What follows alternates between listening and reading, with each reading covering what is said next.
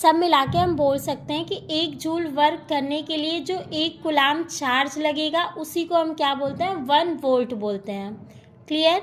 इतनी चीज़ें आपके सेंटेंस में लिखी हुई हैं जो अगर आप समझ ले रहे हो तो नॉर्मल अपने लैंग्वेज में भी लिख लोगे। अब वोल्ट मीटर क्या होता है, जैसे आपने एम्पियर, ठीक है, मीटर पढ़ा, एम्पियर के लिए यूज़ होता है, वैसे ही आपका वोल्ट के लिए वोल्ट मीटर यूज होता है। ठीक है, it is an instrument use to measure the potential difference and represent. ये देखो, ये एक इंस्ट्रूमेंट होता है, जैसे सेम है कि जैसे अमीटर आपका एक इंस्ट्रूमेंट था जिससे हम क्या कर रहे थे, एम्पियर को मीज़रमेंट कर रहे थे, वैसे ही हमारा वोल्ट मीटर भी एक इंस्ट्रूमेंट है जिसके थ्रू हम क्या कर रहे हैं, आपका वोल्ट को मीज़रमेंट कर रहे हैं, या फिर आप कह सकते हो पोटेंशियल डिफरेंस को हम क्या कर रहे हैं, मीज़र कर रहे हैं।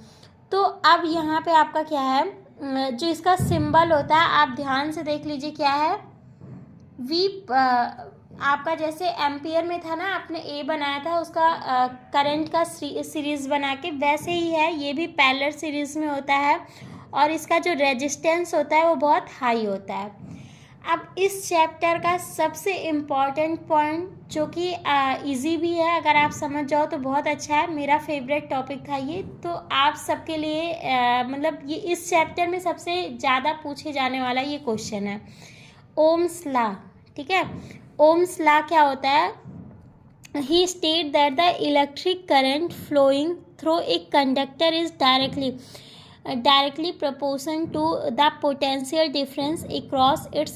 जो मतलब ओम्स लॉ जो सब मिला के उसका कहना है कि जो इलेक्ट्रिक करंट किसी कंडक्टर में फ़्लो हो रहा है वो उसके पोटेंशियल डिफरेंस के प्रोपोर्शन, डायरेक्टली प्रोपोर्शन होती है। ठीक है, तो V directly proportional to I है, जिसमें V आपका क्या है, इलेक्ट्रिक पोटेंशियल डिफरेंस है, और I आपका क्या है, करंट है, इलेक्ट्रिक करंट है।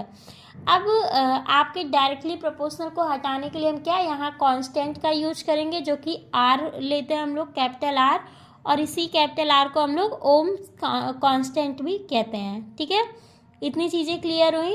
नेक्स्ट आप